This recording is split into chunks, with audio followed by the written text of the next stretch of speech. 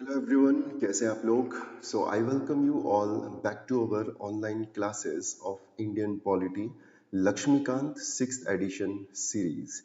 आज हम chapter number 4 cover करेंगे and chapter number 4 is your preamble. ठीक है, सो आज हम बात करेंगे प्रेम्बल के बारे में, चैप्टर नंबर 4। सो स्टार्ट करते हैं आज का lecture and that is preamble of the Indian constitution. आज हम बात करेंगे भारत के संविधान के प्रेम्बल के बारे में, भारत के संविधान की उद्देशिका के बारे में।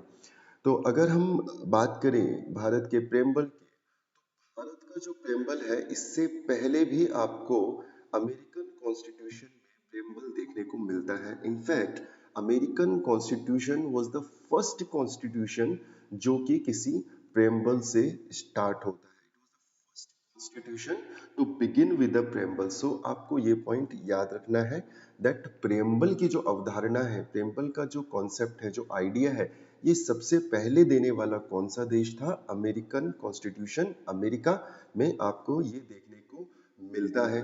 अगर कोई आपसे प्रेम्बल की डेफिनेशन पूछे कि what is preamble or what do you understand by preamble, so it is the introduction or preface to the Indian constitution.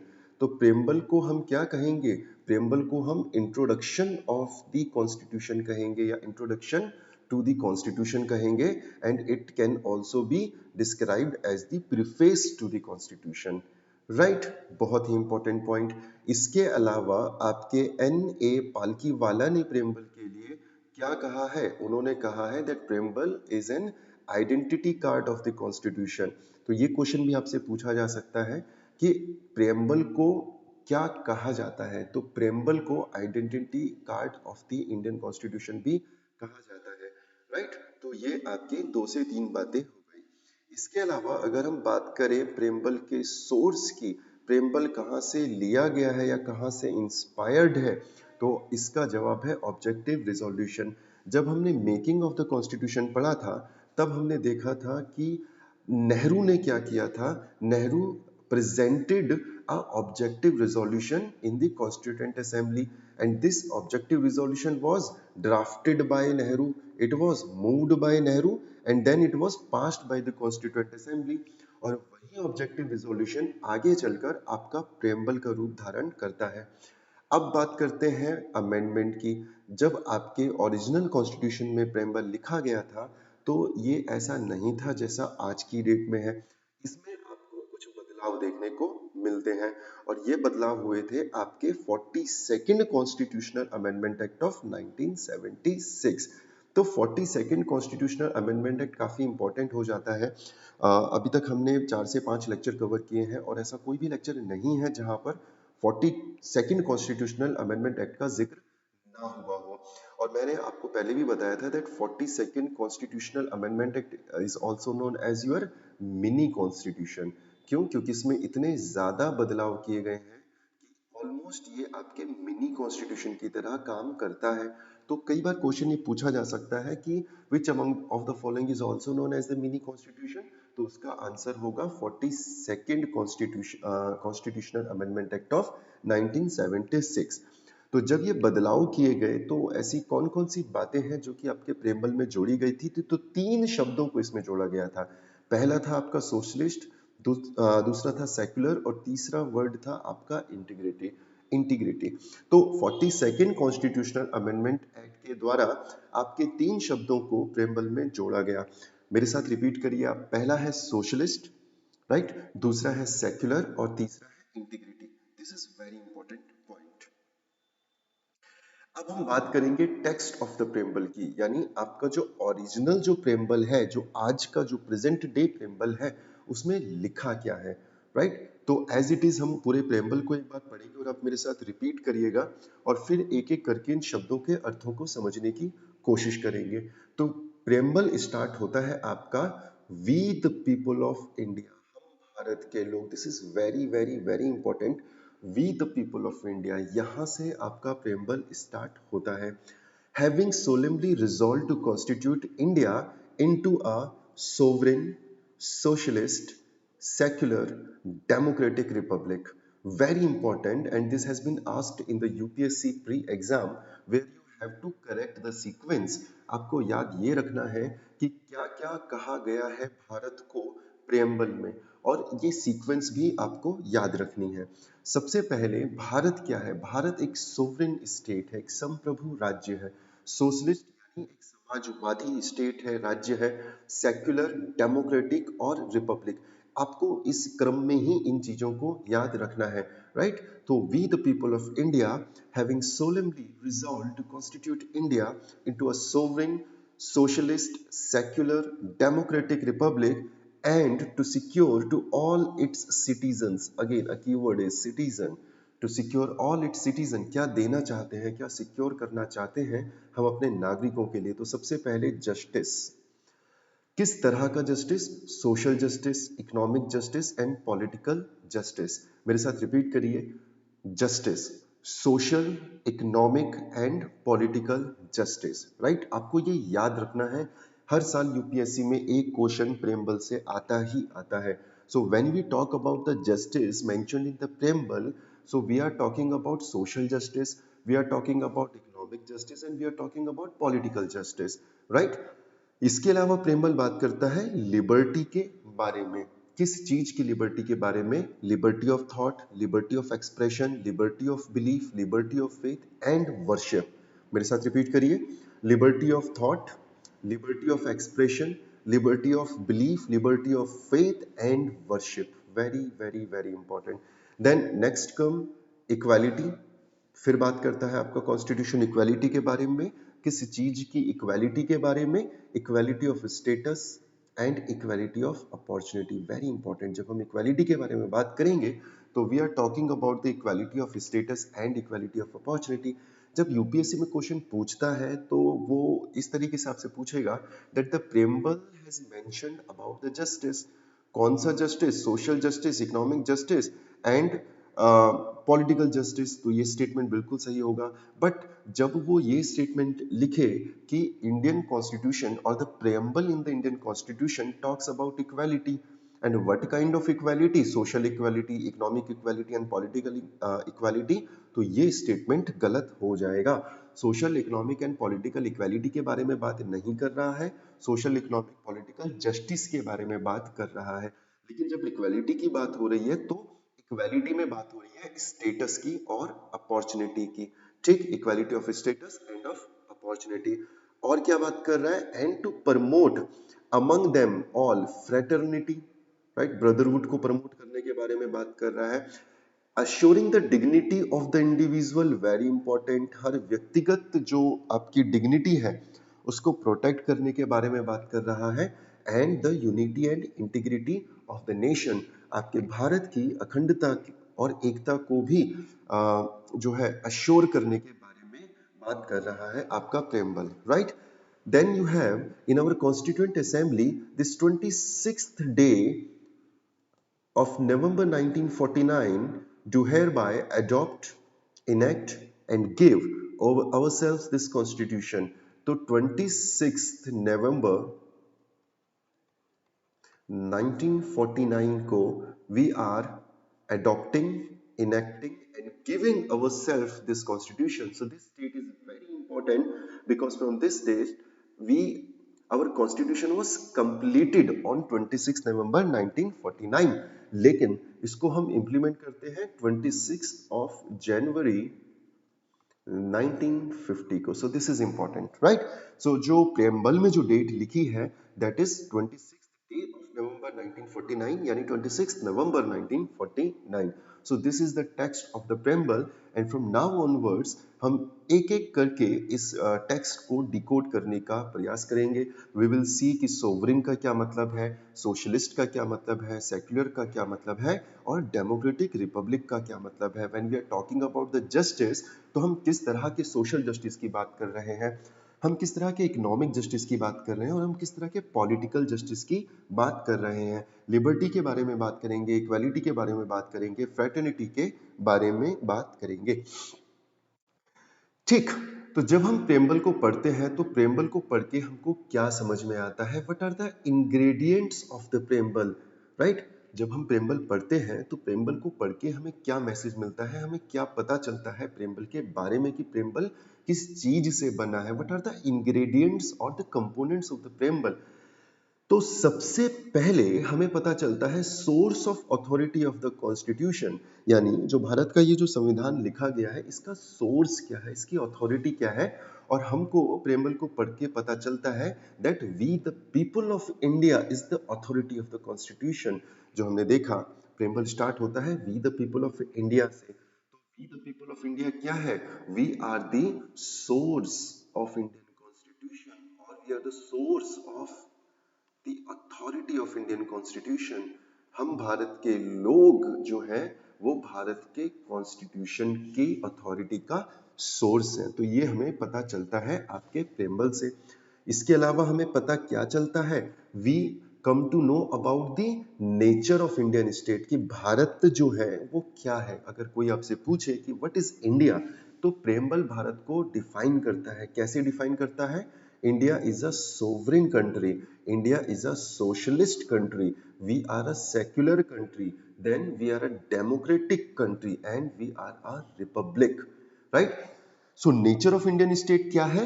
India is a sovereign, socialist, secular, democratic and a republic a republic country basically. Right? So ये हमें कहाँ से पता चलता है? ये हमें पता चलता है आपके प्रेम्बल से। उसके बाद ऑब्जेक्टिव ऑफ द कॉन्स्टिट्यूशन, संविधान को बनाने का उद्देश्य भी हमको प्रेम्बल से पता चलता है। ऑब्जेक्टिव पता चलता है, एम पता चलता है।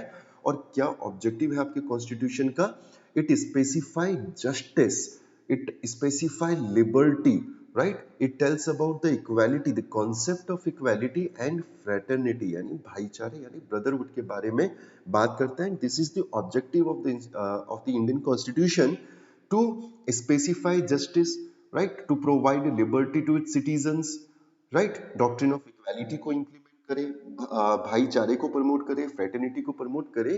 ये आपका ऑब्जेक्टिव है इंडियन कॉन्स्टिट्यूशन का। इसके अलावा आपको चौथी जो बात पता चलती है प्रेम्बल से, that is the date of adoption, यानी आपने कॉन्स्टिट्यूशन को कब एडॉप्ट किया, कब कॉन्स्टिट्यूशन को बनाया, right, and the date is 26th November 1949. Very important. It specifies the date on which Indian Constitution has been adopted. Right? तो ये कौन सी डेट है, 26th of November 1949 है। So these are the four things, these are the four components जो हमको पता चलते हैं आपके प्रेम्बल को पढ़ के, प्रेम्बल को जो है उसको समझ के। आगे बात करते हैं, अब एक एक करके इन सारे वर्ड्स को डिफाइन करते हैं। राइट, आप मेरे साथ रिपीट करिएगा। सबसे पहले हम बात करेंगे सोवरेनिटी की। किसके बारे में बात करेंगे, सोवरेनिटी के बारे में बात करेंगे, जिसको हम हिंदी में क्या कहते हैं, इसे हम हिंदी में संप्रभुता के नाम से जानते हैं। ठीक, ओके। सो सोवरेनिटी का मतलब क्या, what do you understand bye sovereignty? The word sovereign implies that India is neither a dependency, ना तो हम किसी के ऊपर डिपेंड करते हैं, nor a dominion of any other nation. Very important. Sovereignty का मतलब ये हो गया कि India is not only an independent country but also sovereign country. Sovereign country का मतलब ये हो गया कि हम किसी भी और देश के ऊपर ना तो डिपेंड करते हैं और ना ही हम किसी और देश की डोमिनियन है, हम किसी और देश की कॉलोनी भी नहीं है। Right, India is free to conduct its own affairs, यानी भारत जो है वो अपने जितने भी अफेयर्स हैं, जितने भी काम हैं, चाहे वो इंटरनल अफेयर्स हो, राइट, देश के आंतरिक मामले हो, या फिर वो एक्सटर्नल अफेयर्स हो, India is free to take care of its affairs, whether they are internal affairs और दे आर एक्सटर्नल अफेयर्स। हम किस देश के साथ अपने इंटरनेशनल रिलेशन स्टैब्लिश करेंगे, this will be totally our decision. Right, हमारे देश की इंटरनल पॉलिसीज क्या होंगी, this will totally be our decision. No other country can influence our decision making. Right, so we are a sovereign country. कैसे पता चलता है, प्रेम्बल में ये बात आपको देखने को मिलती है। Very very very important. ठीक, इसके अलावा because we are a sovereign country, तो we are free to acquire a foreign state और a foreign territory. Very very very important. And at the same point of time we are also allowed to cede a part of our territory to any other foreign country, right? So because we are a we are a sovereign country, तो ये क्या है, ये अपना India है for example, right? कुछ इस तरीके से मान लो, ठीक है, ठीक।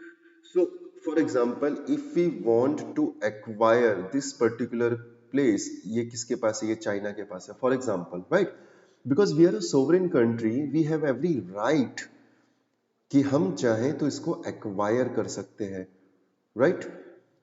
जैसे हमने सिक्किम को एक्वायर किया था, Sikkim was not the part of the independent India in 1947 and later on we acquired Sikkim, we also acquired Goa, ठीक है? हमने गोवा को एक्वायर किया, हमने पुडुचेरी को एक्वायर किया। So as a sovereign country it is our right to acquire a foreign territory. इसके साथ साथ हमारे पास ये भी अधिकार है कि इन केस अगर हम चाहें तो हम अपने टेरिटरी को हम क्या कर सकते हैं, हम दूसरी कंट्री को सीड कर सकते हैं, हम दे सकते हैं। तो ये हमारी सोवरेन पावर्स है, ये हमारा अधिकार है, because India is a sovereign country, ठीक? आगे बात करते हैं। दूसरा जो इंपॉर्टेंट वर्ड है दैट इज सोशलिस्ट, यानी समाजवादी। सोशलिस्ट को क्या कहा जाता है? सोशलिस्ट को हिंदी में कहते हैं समाजवादी, ठीक है? सो हम किस तरह का देश है? We are a socialist country, हम एक समाजवादी देश है, ठीक? This is important. सो जैसे मैंने आपको बताया कि 3 नए शब्दों को जोड़ा गया था आपके प्रेम्बल में, उनमें से एक था सोशलिस्ट, ठीक है? क्या था? सोशलिस्ट।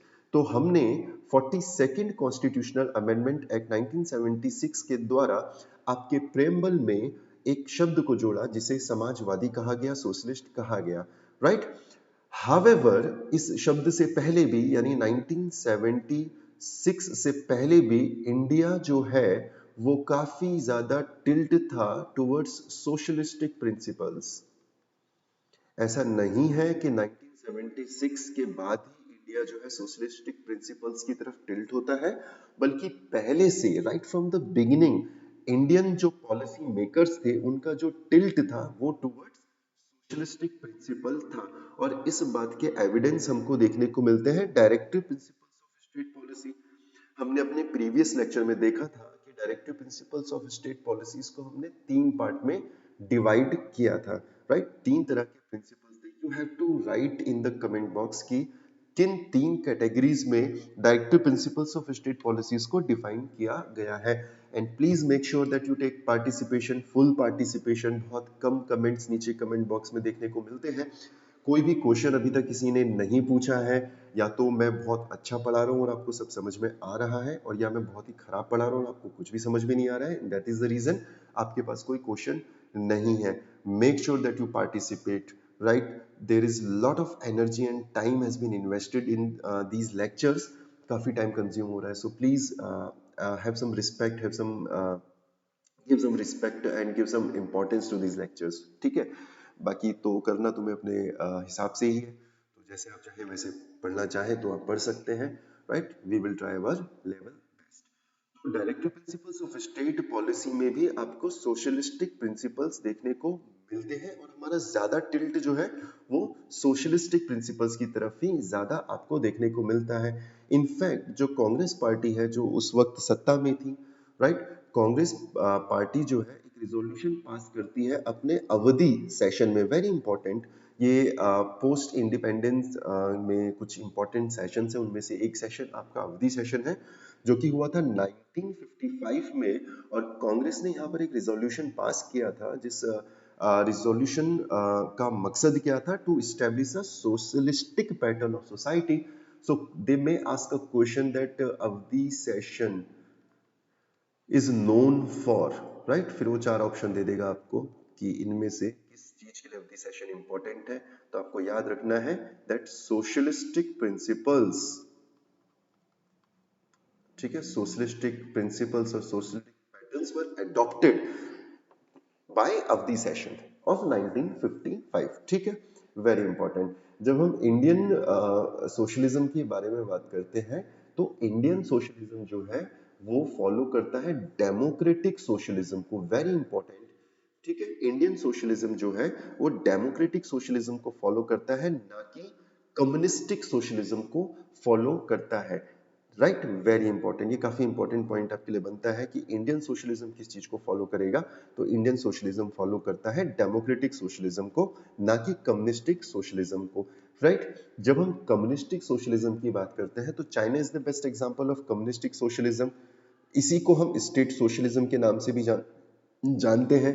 और ये जो स्टेट सोशलिज्म है, इसमें होता क्या है बेसिकली, आपके जितने भी रिसोर्सेज होते हैं, राइट, जितने भी आपके रिसोर्सेज होते हैं, रॉ मटेरियल्स होते हैं, and all the means of production and distribution, ये सब किसके हाथ में होते हैं?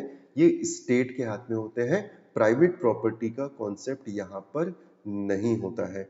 जब हम बात करेंगे कम्युनिस्टिक सोशलिज्म की या फिर स्टेट सोशलिज्म की, तो स्टेट सोशलिज्म में सारे के सारे जो आपके सोर्सेज होते हैं, रिसोर्सेज होते हैं, रॉ मटेरियल होता है, वो सारे के सारे स्टेट के पास चले जाते हैं और प्राइवेट प्रॉपर्टी का कोई भी कॉन्सेप्ट यहाँ पर नहीं होता। ठीक है, इसको इस तरीके से समझें कि सबसे पहले आप समझो सोशलिज्म क्या होता है। ठीक है, समाजवाद जिसे बोला जाता है, तो बेसिकली सोशलिज्म जो है ये वेलफेयर स्टेट के बारे में बात करता है, ये समझिए। ठीक है, और इसी के कॉन्ट्रास्ट में होता है आपका कैपिटलिज्म। ठीक है, कैपिटलिज्म में क्या होता है? प्रॉफिट मैक्सिमाइजेशन ऑब्जेक्टिव होता है।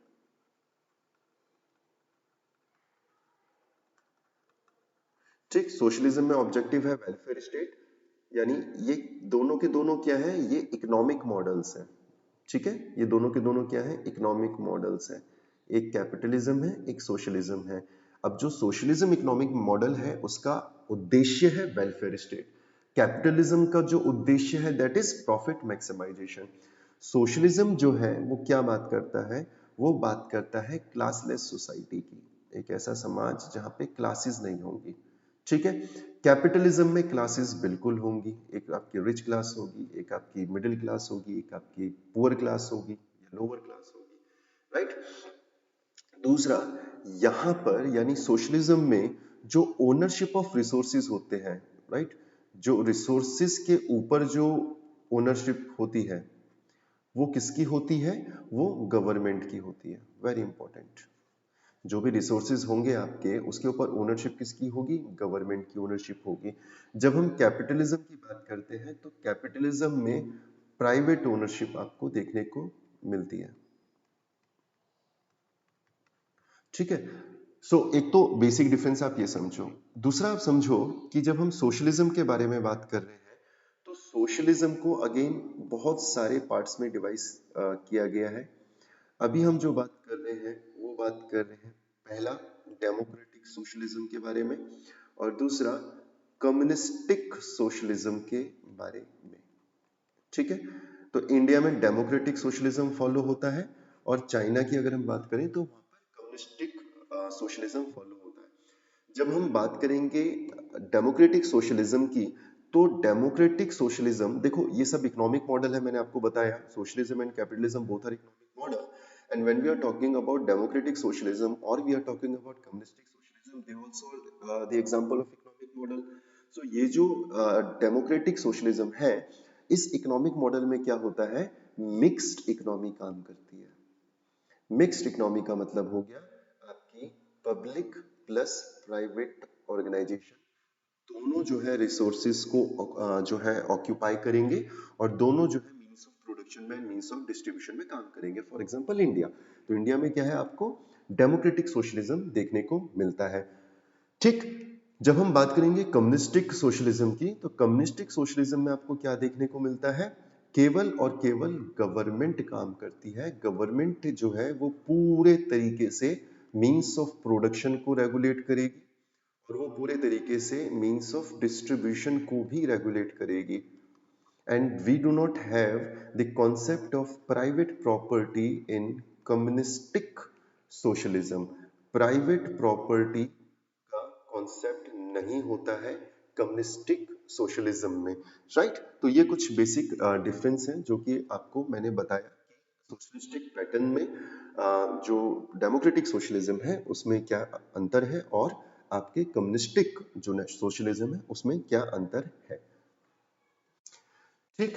अब हम बात करें सुप्रीम कोर्ट का एक काफी इंपॉर्टेंट ऑब्जर्वेशन है। क्या कहा सुप्रीम कोर्ट ने?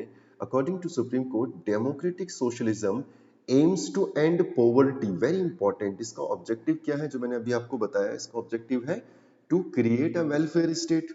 और वेलफेयर स्टेट बनाने के लिए आपको पॉवर्टी को एंड करना पड़ेगा, आपको इग्नोरेंस को एंड करना पड़ेगा, डिजीजेस को एंड करना पड़ेगा, एंड इक्वालिटी ऑफ अपॉर्चुनिटीज, इनको एंड करना पड़ेगा, इसको खत्म करना होगा। सो सुप्रीम कोर्ट का ऑब्जर्वेशन ये है कि डेमोक्रेटिक सोशलिज्म का जो उद्देश्य होगा, आप मेरे साथ रिपीट करिए, क्या होगा? पहला, पॉवर्टी को खत्म करना। दूसरा, इग्नोरेंस को खत्म करना, यानी अज्ञानता को खत्म करना। तीसरा, डिजीज को खत्म करना। और इनइक्वालिटी ऑफ अपॉर्चुनिटी, अवसरों की असमानता को समाप्त करना डेमोक्रेटिक सोशलिज्म का ऑब्जेक्टिव माना गया है बाय द सुप्रीम कोर्ट। जब हम इंडियन सोशलिज्म की बात करते हैं, तो Indian socialism is a blend of Marxism and Gandhism. Very very very important concept. These are very important concept. In fact in 2020 का जो एग्जाम हुआ था, उसमें मार्क्सिज्म और गांधीज्म की फिलॉसफी के बारे में क्वेश्चन पूछा गया था। प्री में, जहां तक मैं याद कर पा रहा हूं, एक क्वेश्चन आपका बना था, that what are the similarities और the differences between the philosophies of Marxism and Gandhism. ठीक है, इस तरह का एक क्वेश्चन आपका बना था। तो भारत में आपको कुछ फीचर मार्क्सिज्म के भी देखने को मिलते हैं और कुछ फीचर्स गांधीज्म को के भी आपको देखने को मिलते हैं। लेकिन ज्यादा जो अपना टिल्ट है वो किस तरफ है? वो गांधी के समाजवाद की तरफ है, ना कि कार्ल मार्क्स के समाजवाद की तरफ आपको देखने को मिलता है। 1991 में आपके इकोनॉमी पॉलिसी रिफॉर्म्स हुए थे और भारत में लिबरलाइजेशन आपको देखने को मिला था। एलपीजी रिफॉर्म्स कहा जाता है इन्हें, LPG. L stand for liberalization, then privatization, ठीक है, देन यू हैव ग्लोबलाइजेशन। ठीक है, तो 1991 में भारत में कुछ इकोनॉमिक सुधार हुए थे, आर्थिक सुधार हुए थे, और भारत की अर्थव्यवस्था को खोल दिया गया था एलपीजी रिफॉर्म्स के द्वारा, लिबरलाइजेशन, प्राइवेटाइजेशन एंड ग्लोबलाइजेशन। और ये माना जाता है, ये कहा जाता है कि एलपीजी रिफॉर्म्स ने भारत में जो सोशलिस्टिक जो क्रेडेंशियल्स थे या जो सोशलिस्ट प्रिंसिपल्स थे जिनको हम फॉलो कर रहे थे, उनको काफी हद तक डाइल्यूट किया है। उनको खत्म नहीं किया, लेकिन उनको डाइल्यूट कर दिया गया है। आपके लक्ष्मीकांत में ये डिस्क्राइब नहीं किया गया है कि मार्क्सिज्म क्या होता है या गांधीज्म क्या होता है, what are the similarities and the differences between the two. But काफी सोचने के बाद आई थॉट कि मुझे इस लेक्चर में इस पॉइंट को शामिल कर देना चाहिए, क्योंकि 2020 के एग्जाम में ये पूछा भी गया है।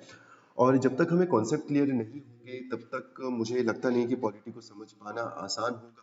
तो जैसे ही कोई ऐसा शब्द आएगा जो मुझे लगेगा कि शायद समझाने की ज़रूरत है उसमें, तो मैं लक्ष्मीकांत से थोड़ा सा बाहर जाऊंगा और डेफिनेटली आपको उन कॉन्सेप्ट्स के बारे में बताऊंगा। तो अभी हम बात करेंगे मार्क्सिज्म के बारे में और गांधीज्म के बारे में। What are the similarities and dissimilarities between Gandhism and Marxism.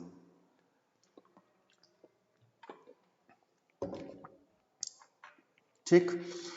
Okay, so दोनों के दोनों बात करेंगे आइडियल स्टेट की।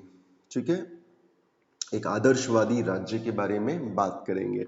ठीक, अगर हम महात्मा गांधी और कार्ल मार्क्स के बारे में बात करें, कार्ल मार्क्स है, ठीक है, KARL, Karl Marx, not Karl Marx नहीं है, कार्ल मार्क्स है। ठीक है, तो दोनों के बीच अगर हम किसी तरह का कंपैरिजन कर रहे हैं, तो हमें समझना पड़ेगा दोनों की फिलॉसफीज के बारे में।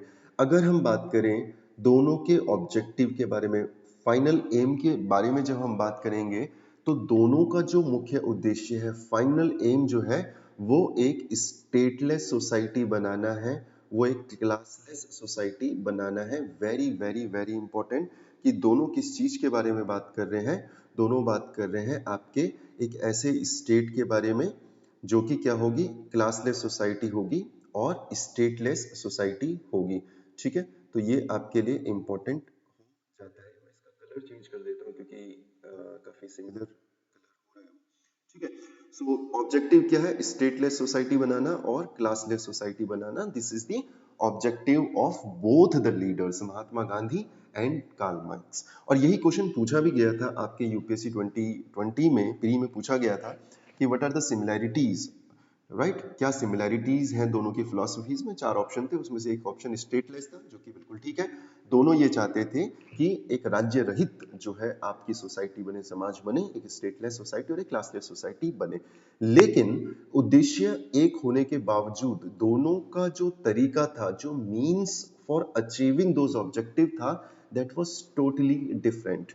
महात्मा गांधी के बारे में अगर हम बात करें तो अपने उद्देश्य को हासिल करने के लिए उन्होंने जो रास्ता चुना that was non violence.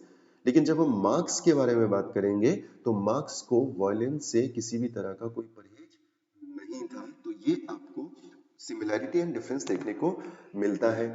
Capitalism यानी पूंजीवाद पर दोनों के क्या विचार थे? महात्मा गांधी और कार्ल मार्क्स दोनों काफी ज्यादा विरोधी थे आपके कैपिटलिज्म के यानी पूंजीवाद के, दोनों विरोध करते थे उसका। लेकिन जब हम गांधी के बारे में बात करेंगे तो गांधी इकोनॉमिक डिसेंट्रलाइजेशन को एक मींस चुन रहे हैं, समझ रहे हैं, जिससे कैपिटलिज्म को चैलेंज किया जा सकता है। यानी गांधी क्या कहते हैं? गांधी ये कहते हैं कि if you want to end capitalisation, if you want to end पूंजीवाद, you have to focus more on economic decentralisation, ना कि आपको वायलेंट तरीके इस्तेमाल करने चाहिए। और इकोनॉमिक डिसेंट्रलाइजेशन कैसे होगा? जब आप कॉटेज इंडस्ट्री पे फोकस करेंगे, ठीक है, जब आप बड़े जो बिजनेसमैन हैं उनको ट्रस्टी बनाएंगे of the wealth of the middle class, right. अब देखो इकोनॉमिक डिसेंट्रलाइजेशन क्या होता है। तो इकोनॉमिक डिसेंट्रलाइजेशन को समझने के लिए आप समझें, गांधी बात कर रहे हैं इकोनॉमिक डिसेंट्रलाइजेशन के बारे में।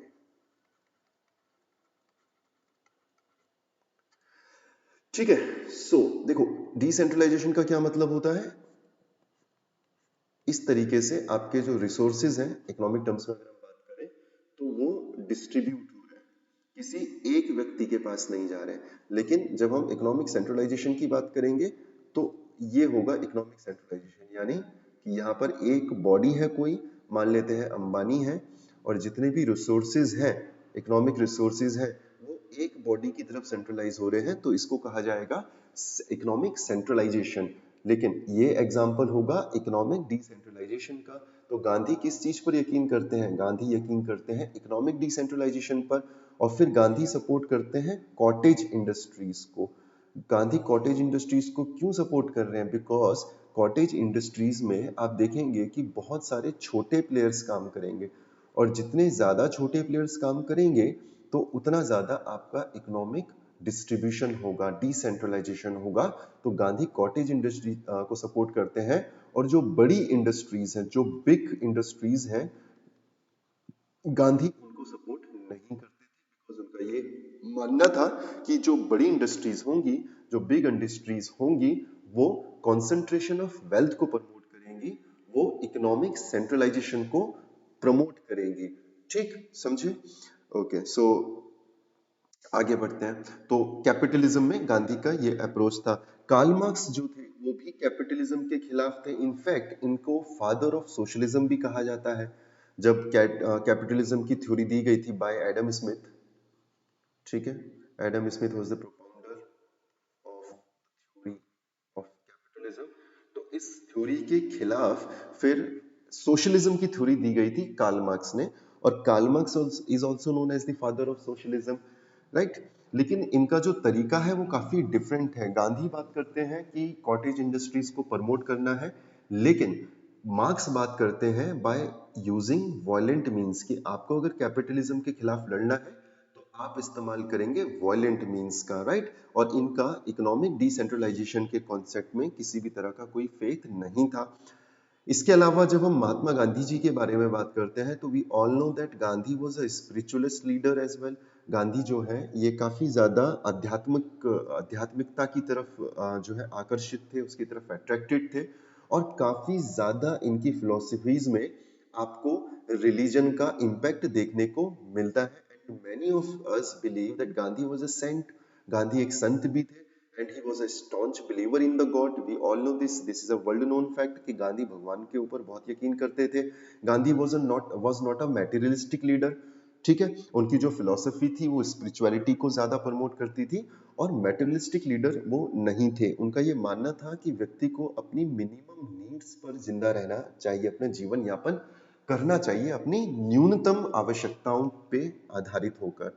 ठीक है, मिनिमम नीड्स के कॉन्सेप्ट पर गांधी यकीन करते थे। लेकिन जब हम बात करेंगे कार्ल मार्क्स की, तो Karl Marx was against the religion, and according to Karl Marx religion is an opium. Religion क्या है? ये एक चरस है, ये एक नशा है। और मार्क्स का ये मानना था कि रिलीजन लोगों को फैटलिस्ट बना देता है। राइट, जब लोगों के साथ कुछ गलत हो रहा होता है तो उसको भगवान की इच्छा मानकर या धर्म की इच्छा मानकर लोग उसे स्वीकार कर लेते हैं, उसे एक्सेप्ट कर लेते हैं और उसी में अपना जीवन आगे बढ़ाते हैं। तो मार्क्स का ये कहना था कि religion is a barrier, religion makes the man fatalist, and it did not allow discontentment to arise in the workers against capitalism. और यही कारण है कि व्यक्ति जो है कैपिटलिज्म का, पूंजीवाद का शिकार होने के बावजूद पूंजीवाद के खिलाफ लड़ता नहीं है। ये मार्क्स का मानना है, और यही कारण है कि मार्क्स जो है ये रिलीजन के कॉन्सेप्ट को रिजेक्ट करते हैं। Right, very important. मार्क्स जो है he did not believe in the concept of God, God पर यकीन नहीं करते हैं। ही was a materialistic, very important. Gandhi जो है वो एक स्पिरिचुअलिस्टिक लीडर है, और जब हम मार्क्स की बात करेंगे तो मार्क्स जो है मेटेरियलिस्ट लीडर है bye approach.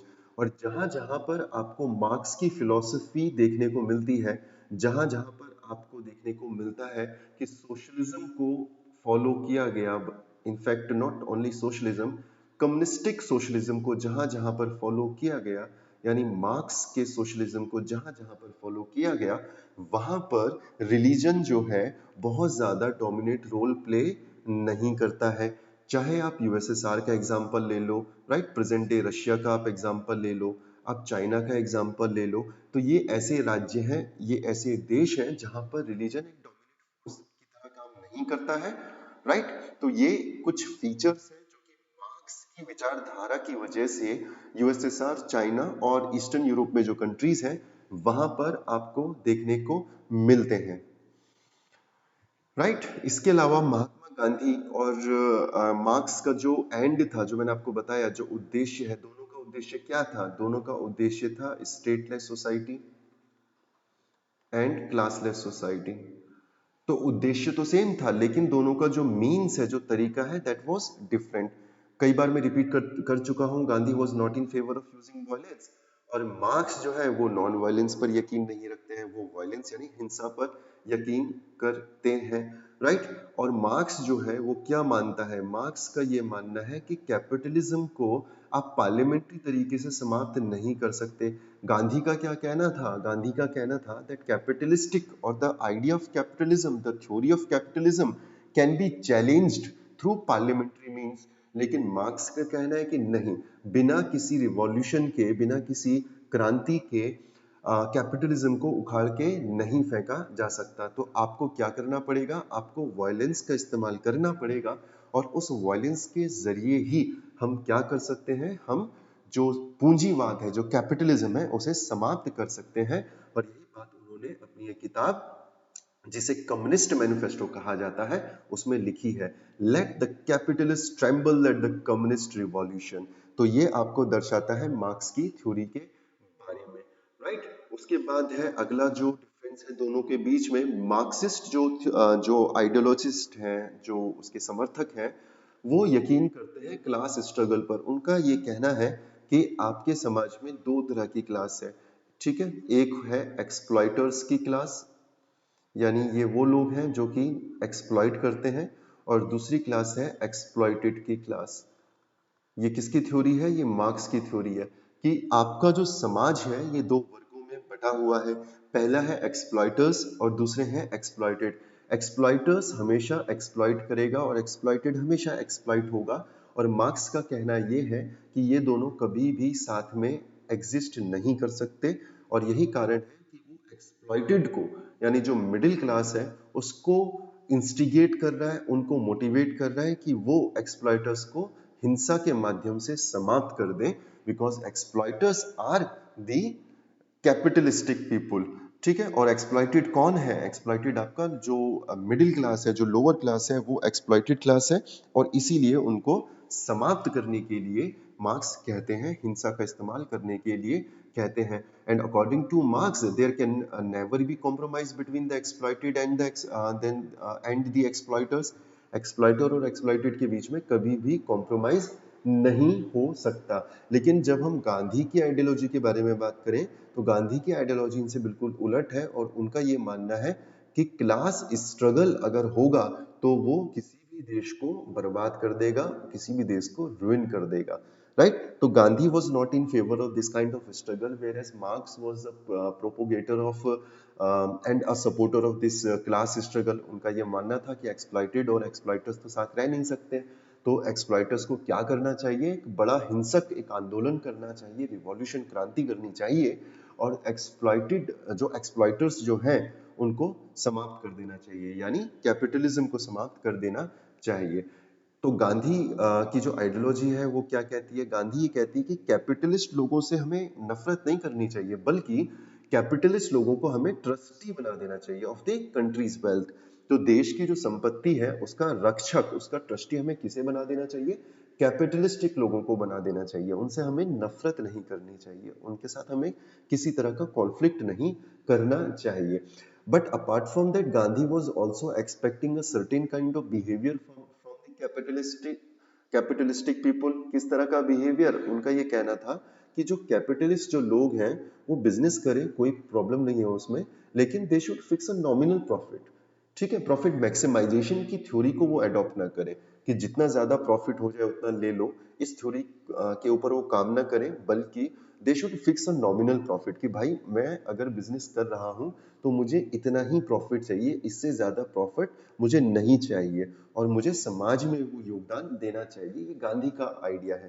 Right? And Gandhi was not in favour of big industry. मैं आपको बता ही चुका हूँ जब मैंने इकोनॉमिक डिसेंट्रलाइजेशन के बारे में बात कर रहा था, क्योंकि बिग इंडस्ट्री जब भी खुलेंगी तो बिग इंडस्ट्री में क्या होगा? इकोनॉमिक सेंट्रलाइजेशन आपको देखने को मिलेगा, और जब जब इकोनॉमिक सेंट्रलाइजेशन मिलेगा तो कॉन्सेंट्रेशन ऑफ वेल्थ एक ही जगह में हो जाएगा।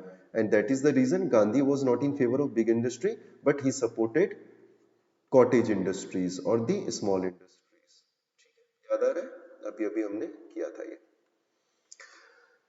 ठीक है, सो दिस इज इम्पोर्टेंट, एंड ये सब मैं आपको बता चुका हूँ। Gandhi was in the favour of cottage industry and right, big industries जो है वो नहीं होनी चाहिए, क्योंकि जितनी ज्यादा बिग इंडस्ट्रीज होंगी कॉन्सेंट्रेशन ऑफ वेल्थ होगा और कैपिटलिज्म आगे चलकर बढ़ेगा। ठीक है, राइट?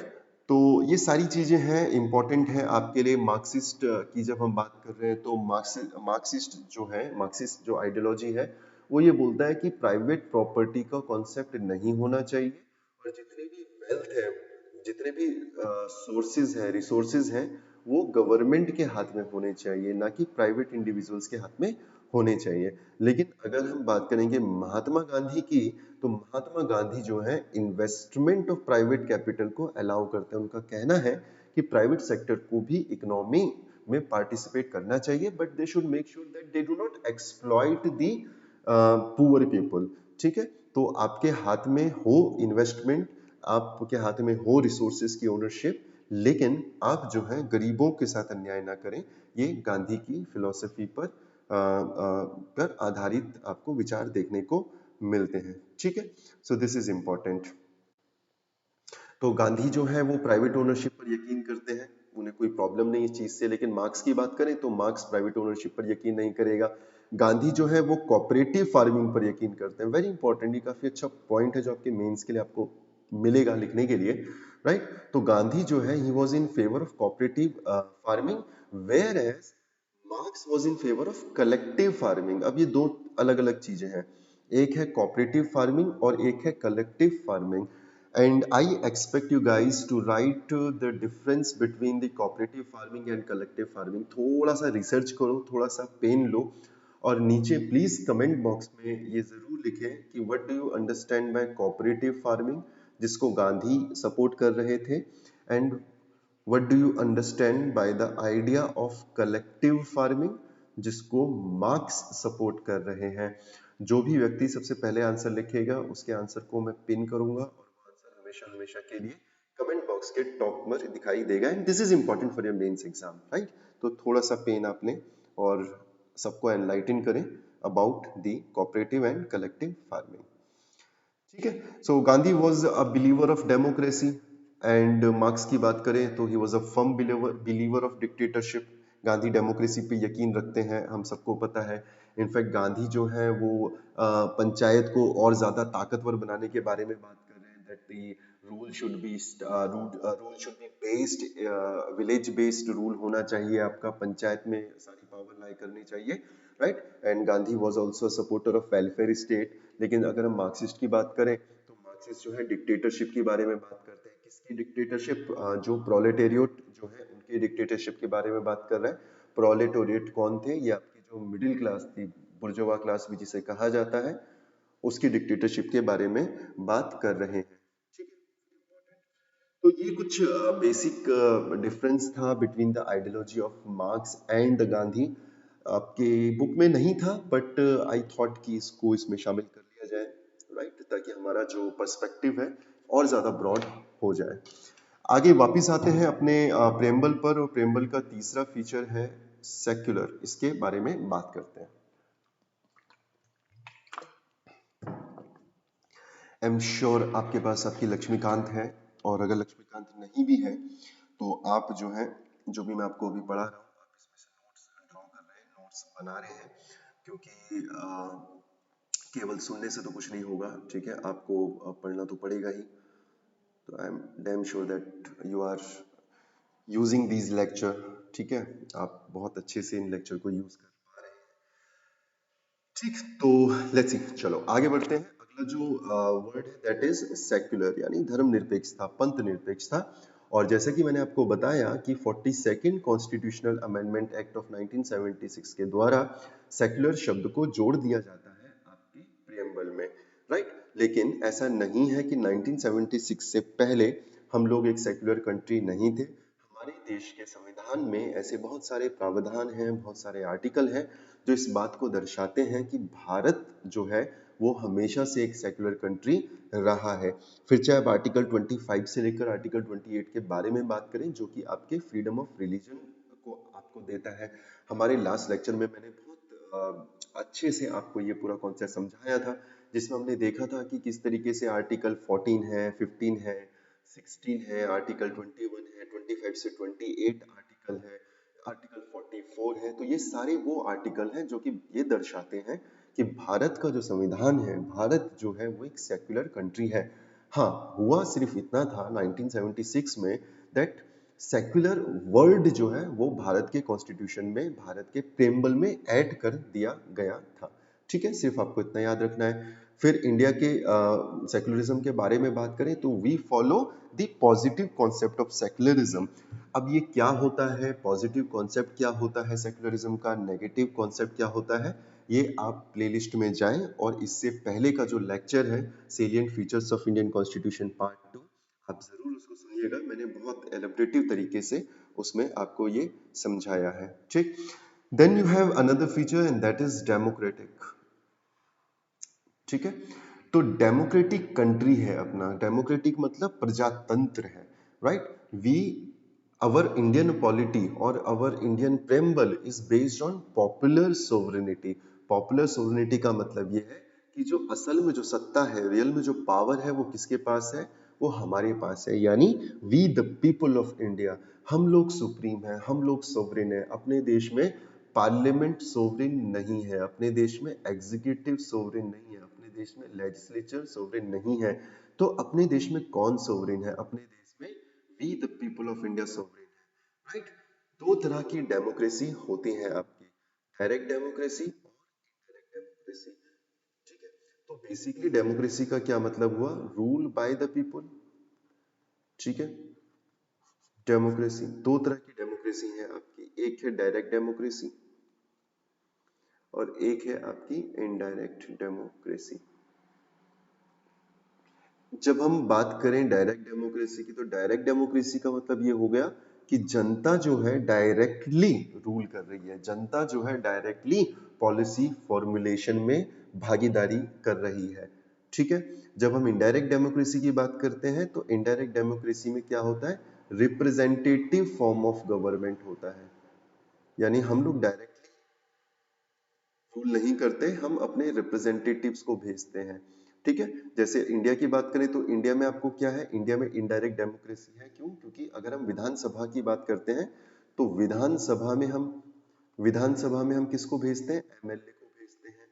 और अगर हम बात करेंगे पार्लियामेंट की, लोकसभा की, तो वहां पर हम मेंबर ऑफ पार्लियामेंट को भेजते हैं और हमारे बिहाफ पे ये लोग पॉलिसी फॉर्मुलेट करते हैं। तो India is an example of indirect democracy. जब हम डायरेक्ट डेमोक्रेसी की बात करते हैं तो रिप्रेजेंटेटिव फॉर्म ऑफ गवर्नमेंट नहीं होता, यहाँ पे डायरेक्टली लोग काम करते हैं, राइट। और टूल्स क्या होते हैं, पहला होता है आपका रेफरेंडम, आप मेरे साथ बोलिए। Number one is referendum, number two is initiative, these are the tools of direct democracy. Number three, recall,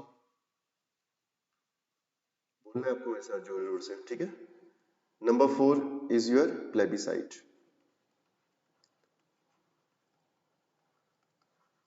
ठीक, फिर से बोलिए, रिपीट करिए मेरे साथ, referendum, initiative, recall and plebiscite, ये क्या है, these are the tools of direct democracy. ठीक है, इन टूल्स का इस्तेमाल करके आपकी डेमोक्रेसी के फंक्शंस को परफॉर्म किया जाता है, वेरी इंपॉर्टेंट, राइट। अब ये जो डेमोक्रेसी है, इनडायरेक्ट डेमोक्रेसी की जब हम बात करेंगे तो इनडायरेक्ट डेमोक्रेसी में भी आपकी दो तरह की डेमोक्रेसी होती है। ठीक है, इसको समझते हैं, आराम से समझते हैं। डेमोक्रेसी, ठीक है, तो मैंने आपको बताया, एक है आपकी डायरेक्ट डेमोक्रेसी और एक है आपकी इनडायरेक्ट डेमोक्रेसी। ठीक, अब इनडायरेक्ट डेमोक्रेसी में भी आपकी दो चीज हो जाती है, एक होती है प्रेसिडेंशियल फॉर्म ऑफ गवर्नमेंट, ये भी आपका इनडायरेक्ट डेमोक्रेसी का ही एग्जांपल है, प्रेसिडेंशियल फॉर्म ऑफ गवर्नमेंट। और उसके बाद आपका होता है पार्लियामेंट्री फॉर्म ऑफ,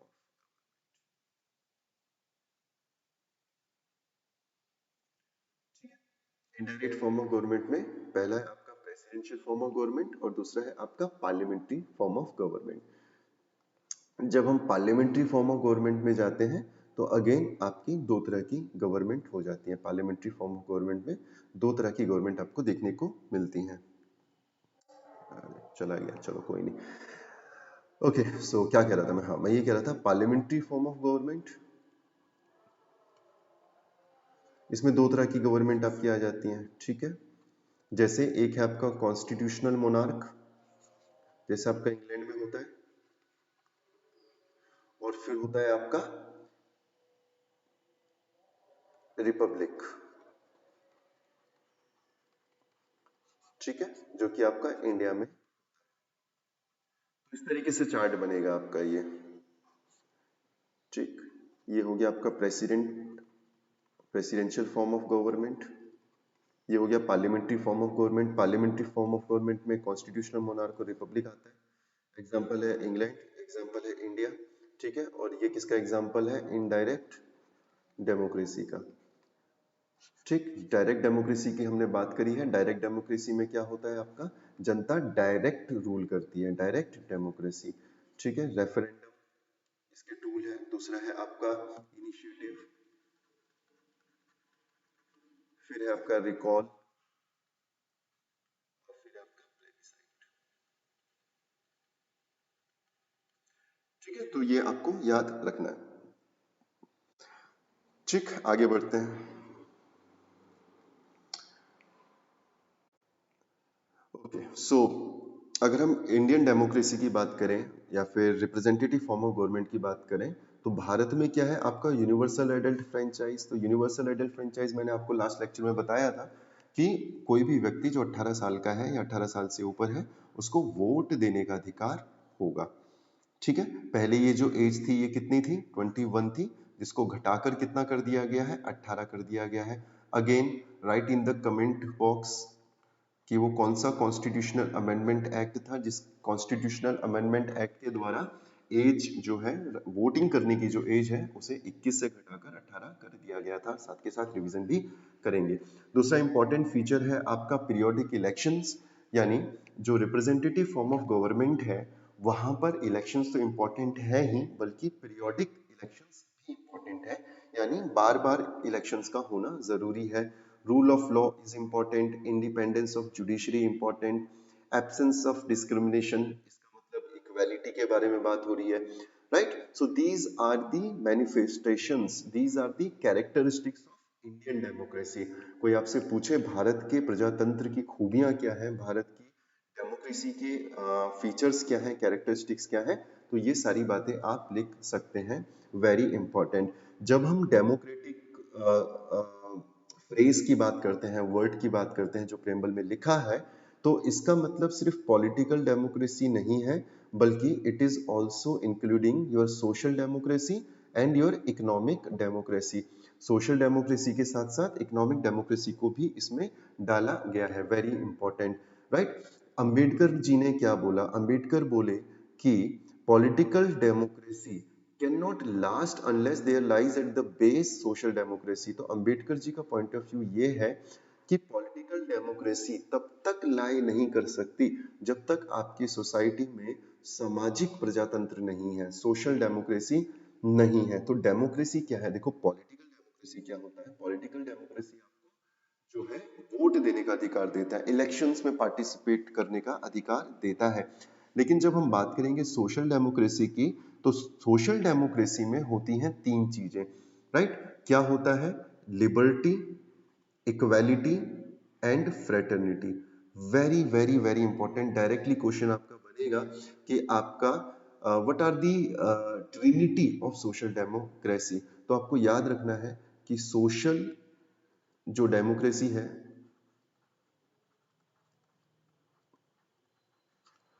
इसमें तीन चीजें आपकी शामिल होती हैं। ठीक है, क्या क्या होता है? लिबर्टी, नंबर टू इक्वालिटी,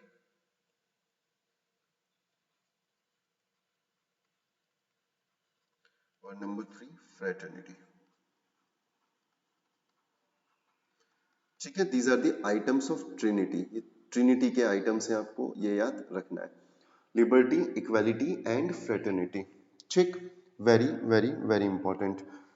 ठीक, without equality liberty would produce the supremacy of the few over the many. अगर इक्वालिटी नहीं है, ठीक है, अगर केवल कुछ लोगों को लिबर्टी दी जा रही है, कुछ लोगों को अगर फ्रीडम दिया जा रहा है, तो आपकी सोसाइटी में क्या रहेगा? सुप्रीमेसी ऑफ द फ्यूअर रहेगा, यानी कुछ लोग जो हैं वो ज्यादा अधिकारों का प्रयोग कर रहे हैं, कॉन्सेंट्रेशन ऑफ वेल्थ आपको देखने को मिलेगा, सो एंड सो फोर्थ। तो for the promotion of political democracy you need to establish social democracy. इस पूरी कहानी का ये सार है। सोशल डेमोक्रेसी की ट्रिनिटी क्या है?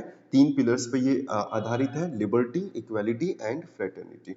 ठीक, उसके बाद अगला जो इंपॉर्टेंट कीवर्ड है that is Republic. What do you understand bye Republic? मैंने कल के लेक्चर में भी आपको बताया था कि रिपब्लिक का क्या मतलब होता है। तो रिपब्लिक का मतलब होता है जहां पर जिस भी देश में head of the state, number one, elected हो, ठीक, चाहे डायरेक्टली इलेक्टेड हो चाहे इनडायरेक्टली इलेक्टेड हो, उस देश को रिपब्लिक कहा जाएगा। Very important. ठीक, या फिर कोई भी ऐसा देश जहां पे हेड ऑफ द स्टेट जो है वो हेरेडिटरी नहीं है, वंशानुगत नहीं है, उस देश को भी क्या कहा जाएगा? उस देश को भी आपका रिपब्लिक कहा जाएगा। ठीक है, वन सेकेंड, बैटरी डाउन हो गई है मेरे लैपटॉप की, सो मुझे चार्जर लगाना है।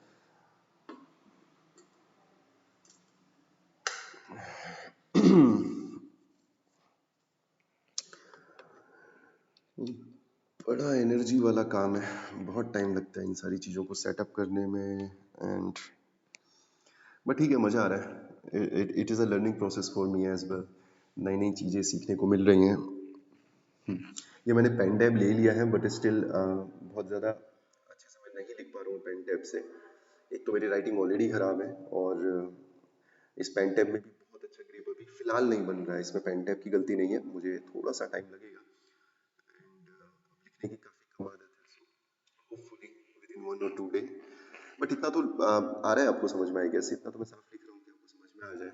ठीक है, that is more important. So head of the state, if the head of the state is elected, whether he is elected directly or indirectly, then that particular country will be known as republic। और अगर head of the state hereditary नहीं है तो भी उस country को Republic कहेंगे। लेकिन अगर हेड ऑफ द स्टेट जो है वो हेरिडिटरी है तो उसे क्या कहा जाएगा, मोनार्की कहा जाएगा। ठीक है, तो इसका एग्जांपल है आपका ब्रिटेन। रिपब्लिक की बात करेंगे तो इंडिया एग्जांपल है, यूएसए के एग्जांपल है। ठीक, तो भारत का जो संविधान है, भारत का जो प्रेम्बल है, उसमें क्या लिखा है कि भारत जो है एक रिपब्लिक होगा। ठीक, this is important. Okay, next keyword is justice. Justice का क्या मतलब हुआ? जस्टिस का मतलब मैंने आपको बताया, सोशल जस्टिस की बात हो रही है, इकोनॉमिक जस्टिस की बात हो रही है और हो रही है पॉलिटिकल जस्टिस के बारे में बात। ये तीन कीवर्ड आप याद रख लेना। whenever they will talk about justice और whenever preamble is talking about justice, ये तीन जस्टिस की बात कर रहा है। सोशल जस्टिस की बात कर रहा है, इकोनॉमिक जस्टिस की बात कर रहा है और पॉलिटिकल जस्टिस की बात कर रहा है। सोशल जस्टिस की जब हम बात कर रहे हैं तो it is denoting equal treatment of all the citizen, कि भैया किसी भी सिटीजन के साथ किसी भी तरह का भेद नहीं किया जाएगा, right, on the basis of caste, colour, race, religion, sex and so on. यानी हर जो व्यक्ति है वो क्या है, वो इक्वली ट्रीट किया जाएगा, सारे नागरिक इक्वली ट्रीट किए जाएंगे। और इसी का मतलब है एब्सेंस ऑफ प्रिविलेजेस, यानी लोगों को, व्यक्तियों को प्रिविलेजेस नहीं दिए जाएंगे। ठीक है, समाज में सबको बराबर माना जाएगा। This is important. So this is idea of economic justice. Economic justice क्या बोलता है? It talks about non discrimination between people on the basis of economic factors. तो सोशल जस्टिस तो हमने देख लिया कि सोशल जस्टिस में क्या था कि कास्ट के आधार पर, कलर के आधार पर, रेस के आधार पर, रिलीजन के आधार पर, सेक्स यानी जेंडर के आधार पर किसी तरह का भेदभाव नहीं होगा और किसी भी पर्टिकुलर कैटेगरी को प्रिविलेजेस नहीं दिए जाएंगे। There shall be absence of privileges. But when we talk about economic justice, तो इकोनॉमिक जस्टिस में आपको क्या देखने को मिलता है? इकोनॉमिक जस्टिस में मिलेगा कि there shall be no discrimination on the basis of economic factors. ठीक है, और आपका जो सोशल जस्टिस है, जब भी आप सोशल जस्टिस प्रोवाइड करते हैं अपने नागरिकों को, plus economic justice, very important था, ये बहुत इंपॉर्टेंट है, social justice plus economic justice, और इसी को हम कहते हैं क्या? इसी को कहा जाता है distributive justice.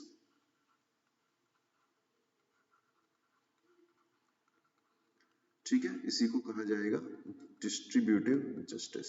Very important. So कई बार क्वेश्चन पूछ लेता है व्हाट इज डिस्ट्रीब्यूटिव जस्टिस। तो डिस्ट्रीब्यूटिव जस्टिस क्या है आपका? It is a combination of social justice and economic justice. ठीक, और इसी को कहा जाता है डिस्ट्रीब्यूटिव जस्टिस। जब हम पॉलिटिकल जस्टिस की बात करते हैं तो पॉलिटिकल जस्टिस का मतलब है पॉलिटिकल राइट्स। पॉलिटिकल राइट्स का मतलब ये हो गया कि जितने भी आपके कॉन्स्टिट्यूशनल पोस्ट है, ठीक है, जितने भी आपके पॉलिटिकल ऑफिसेज हैं, कॉन्स्टिट्यूशनल पोस्ट हैं, चाहे आप प्रेसिडेंट बनना चाहें तो आप बन सकते हैं, प्राइम मिनिस्टर बनना चाहें आप बन सकते हैं, सीजेआई आप बनना चाहें आप बन सकते हैं, राइट। तो ये क्या है? ये पॉलिटिकल जस्टिस है। ठीक, and this idea of justice, whether it is social justice, economic justice and political justice, this has been taken from Russian revolution of 1917। The ideal of justice कहां से लिए गए हैं? रशियन रिवॉल्यूशन से लिए गए हैं, राइट। आगे बढ़ते हैं। Next keyword is liberty. What is liberty? Very important, and as far as I remember ये क्वेश्चन ऑलरेडी यूपीएससी में पूछा है। डेफिनेशन ऑफ लिबर्टी आपसे पूछा था, 4 ऑप्शन दिए थे। तो लिबर्टी आपको याद रखना है एब्सेंस ऑफ रिस्ट्रेंट्स। आपके ऊपर अगर रोक नहीं है, रिस्ट्रेंट्स नहीं है, बाधाएं नहीं है, तो इसका मतलब you have been granted with liberty. तो आपको क्या मिला है? लिबर्टी मिला है। ठीक है, absence of restraints on the activities of individuals. इसके अलावा it also talks about providing opportunities for the development of individual personalities. Very important. तो 2 पर्सपेक्टिव है। पहला, रिस्ट्रेंट्स नहीं होने चाहिए व्यक्ति के ऊपर, बाधाएं नहीं होनी चाहिए, रुकावटें नहीं होनी चाहिए। दूसरा, आपको अपॉर्चुनिटीज अवेलेबल होनी चाहिए। ठीक है, लिबर्टी का मतलब एक तो रिस्ट्रेंट नहीं होना चाहिए, बाधाएं नहीं होनी चाहिए, दूसरा अपॉर्चुनिटीज आपको अवेलेबल होनी चाहिए। किस चीज के लिए? For your individual personality development. ठीक है, ये आपको याद रखना है बिकॉज एग्जाम में आपको ये याद नहीं आएगा। तो आपका जो लिबर्टी का जो कॉन्सेप्ट है, तो पहला तो ये बात करेगा रिस्ट्रेंट्स हटाने के बारे में, और दूसरा ये बात करेगा opportunities of development of your individual personality. आपकी इंडिविजुअल पर्सनैलिटी को प्रमोट करना, ये काम किसका है? ये लिबर्टी का काम है, और आपका प्रेम्बल आपको लिबर्टी देता है। अब जब हम लिबर्टी की बात करेंगे तो किस किस तरह की लिबर्टी आपके पास? Liberty of thought, liberty of expression, काफी मिलता जुलता, आपको याद होगा आर्टिकल 19 में भी ये है, article 19 one A clause A में। ठीक है, बिलीफ का अधिकार है आपके पास, फेथ का अधिकार है, वर्शिप का अधिकार है, ये सब आपको रिलीजन में भी देखने को मिलते हैं आर्टिकल 25 से लेकर आर्टिकल 28 में। ठीक है, right. So these are your fundamental rights, ये सब आपके फंडामेंटल राइट्स हैं। लिबर्टी भी आपका एक फंडामेंटल राइट्स है, enforceable in court of law, कल मैं आपको बता चुका हूं। Very very important. लेकिन जब हम बात करेंगे लिबर्टी की, जो कि आपके प्रेम्बल में मेंशन है, ठीक है, प्रेम्बल में मेंशन है, आपके फंडामेंटल राइट में मेंशन है, तो ये लिबर्टी एब्सोल्यूट नहीं है। कल मैंने आपको बताया भी था that fundamental rights are not absolute, right, they are qualified, यानी स्टेट अगर चाहे तो आपके फंडामेंटल राइट्स के ऊपर रीजनेबल रिस्ट्रिक्शंस लगा सकता है। ठीक, the ideals of liberty, very important, इसका सोर्स क्या है? लिबर्टी, इक्वालिटी एंड फ्रेटर्निटी, ये कहां से लिया है? ये हमने फ्रेंच रिवॉल्यूशन से लिया है। जब हम बात करेंगे लिबर्टी की, इक्वालिटी की एंड फ्रेटर्निटी की, तो we have taken inspiration from French revolution. ये कब हुआ था? 1789 में स्टार्ट हुआ था, 1799 तक ये चला था। अगला जो कीवर्ड है दैट इज इक्वालिटी। जब हम इक्वालिटी की बात करते हैं तो इक्वालिटी की डेफिनेशन है absence of special privileges. Direct question आपका बनता है ये, right? What is the definition of equality? So absence of special privileges is called equality. मैंने अभी आपको, जब मैं टेक्स्ट पढ़ रहा था प्रेम्बल का, तो मैंने आपको बताया था कि जब हम इक्वालिटी की बात करेंगे तो we are talking about equality of status and opportunity. दो तरह की इक्वालिटी या दो पर्सपेक्टिव में हम बात कर रहे हैं इक्वालिटी की। पहला है इक्वालिटी ऑफ स्टेटस, और दूसरा है आपका equality of opportunity. Equality of status and equality of opportunity, ये दो तरह की इक्वालिटी के बारे में हम लोग बात कर रहे हैं, राइट। अब इसके अंदर आपको तीन चीजें मिलती हैं: civic equality, political equality and economic equality. ठीक है, so there are three dimensions of equality. तो अभी तक हमने बात किया equality of status and opportunity which has been mentioned in the framework, और इसके तीन डायमेंशंस कौन कौन से हैं? Civic, political and economic. अब बहुत इंपॉर्टेंट, ध्यान से समझो, ये क्वेश्चन अभी मैंने टेस्ट सीरीज में देखा था कहीं पर। तो अब हम जिन प्रोविजंस के बारे में बात करेंगे, ये प्रोविजंस बात करेंगे सिविक इक्वालिटी के बारे में। बहुत अच्छा क्वेश्चन बनता है यहाँ से, बना भी था और गलत भी किया था काफी लोगों ने। सिविक इक्वालिटी, तो जो प्रोविजंस मैं अब डिस्कस करूंगा ये केवल और केवल सिविक इक्वालिटी के बारे में बात करेंगे। जैसे जब हम आर्टिकल 14 की बात करते हैं तो ये सिविक इक्वालिटी के बारे में बात करता है, राइट। देखो, सिविक इक्वालिटी का क्या मतलब हो गया कि जो नागरिकों को जो अधिकार मिले हुए हैं, राइट, जो नागरिकों को एक जैसा बनाते हैं, जो किसी भी नागरिक को स्पेशल प्रिविलेज नहीं देते, राइट। तो आर्टिकल 14 आपका एग्जांपल है सिविक इक्वालिटी का। इसके अलावा आर्टिकल 15 आपका एग्जांपल है सिविक इक्वालिटी का। Then you have article 16, then you have article 17 and then you have article 18। So these are the example of civic equality. ठीक है, वेरी इंपॉर्टेंट। अब जब हम बात करेंगे पॉलिटिकल इक्वालिटी की, सिविक इक्वालिटी हो गया, अब बात करेंगे पॉलिटिकल इक्वालिटी की। तो पॉलिटिकल इक्वालिटी में आपके दो आर्टिकल आ जाते हैं, आर्टिकल 325 एंड आर्टिकल 326। बहुत इंपॉर्टेंट है, इसलिए बार बार आप इस वाले स्लाइड पर फोकस करिएगा कि सिविक इक्वालिटी की जब हम बात करेंगे तो सिविक इक्वालिटी का एग्जांपल होगा 14, 15, 16, 17 एंड 18। जब हम पॉलिटिकल इक्वालिटी की बात करते हैं तो इसका एग्जांपल होगा आर्टिकल 325 और आर्टिकल 326। 325 क्या कहता है? No person is to be declared ineligible for inclusion in electoral rolls on ground of religion, race, caste और सेक्स, यानी किसी भी व्यक्ति को इनएलिजिबल नहीं डिक्लेयर किया जाएगा किस चीज के लिए? इलेक्टोरल रोल में शामिल करने के लिए। यार देखो, इलेक्टोरल रोल क्या होता है? मतदाता सूची होती है, ठीक है। तो इलेक्टोरल रोल्स में ये कहकर आपका नाम नहीं हटाया जा सकता कि आप जो है मुस्लिम है, यानी रिलीजन के आधार पर इलेक्टोरल रोल से आपको बाहर नहीं किया जा सकता, रेस के आधार पर आपको इलेक्टोरल रोल से बाहर नहीं किया जा सकता, कास्ट के आधार पर नहीं किया जा सकता, सेक्स के आधार पर यानी जेंडर के आधार पर नहीं किया जा सकता। ये कहाँ पर लिखा है? ये आर्टिकल 325 में लिखा है। तो ये किसका एग्जाम्पल है? This is the example of political equality, right. इसके अलावा आर्टिकल 326 क्या बोलता है? Elections to the Lok Sabha and the state assemblies to be on the basis of adult suffrage. जो भी इलेक्शंस होंगे लोकसभा के लिए या फिर असेंबलीज के लिए, राज्य स्टेट असेंबलीज के लिए, जो विधानसभाएं हैं वहां के लिए, उनका जो बेसिस होगा वो क्या होगा? Adult suffrage. एडल्ट सफरेज मतलब 18 से ऊपर अगर आप हैं तो आप वोट दे सकते हैं, ठीक। Very very very important. इसके अलावा हम जब बात करेंगे डीपीएसपी की, तो then there is one article, article 39। ये क्या बात करता है? ये बात करता है आपके इकोनॉमिक इक्वालिटी की। इकोनॉमिक इक्वालिटी कैसे बात करता है? That man and women equal right to an adequate means of livelihood and equal pay for equal work. Simple सी बात है, equal pay for equal work के बारे में बात करेगा आर्टिकल 39। और आर्टिकल 39 आपके directive principle of state policy का एक पार्ट है। And article 39 is the example of economic equality. अगला जो कीवर्ड है दैट इज फ्रेटर्निटी, भाईचारा भी जिसे कहा जाता है, ठीक है।